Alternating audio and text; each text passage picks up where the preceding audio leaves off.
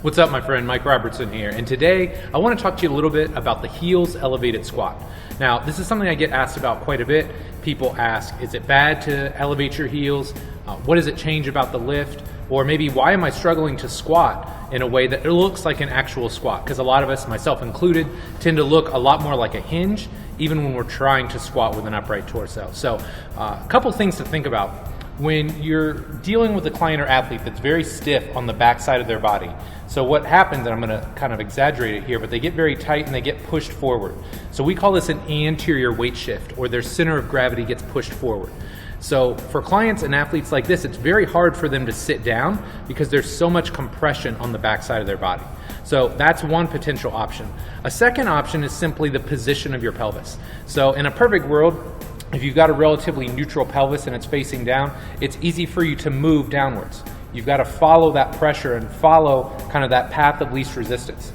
Now, if you've got somebody, again, like myself, with a bigger anterior orientation, the pelvis gets pushed forward, you can imagine now the force and the air are going to go down and back. So regardless of whether it's a compression issue, whether it's a pressure issue, it's all kind of interrelated. But what I want to show you is how you can use a heel elevation to very simply clean up your squats. Okay, so what I want to do now is show you the difference between how my squat looks when I don't use a heel lift versus when I do. So I'm going to give myself a little bit of a turbo boost here. I'm going to give myself this plate to help me shift my center of gravity back. But you can see I'm going to set up with my feet about hip shoulder width apart. I'm going to press the plate out in front of me. That's going to help me shift back. And then I'm going to do my best to sit down. Okay, so definitely not the worst squat you've probably ever seen, but it's definitely not the prettiest either. Okay, so now when I take my heels and my whole foot and I place them on a ramp.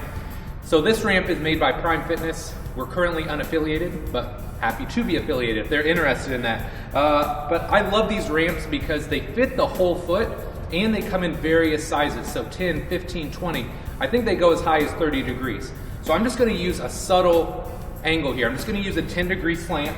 I'm going to make sure I get my whole foot on the board. I make sure I can find my heels. I reach long, and then you can see how easy it is for me to sit down into that squat. So I know a lot of people will tell you it's cheating or you're moving around an ankle mobility issue. Look, there's a lot of issues or a lot of potential reasons why your squat may not look the way that you want. Using a heel elevation in conjunction with a well-balanced program is a great way to train your squat pattern while simultaneously also building a better squat for the future.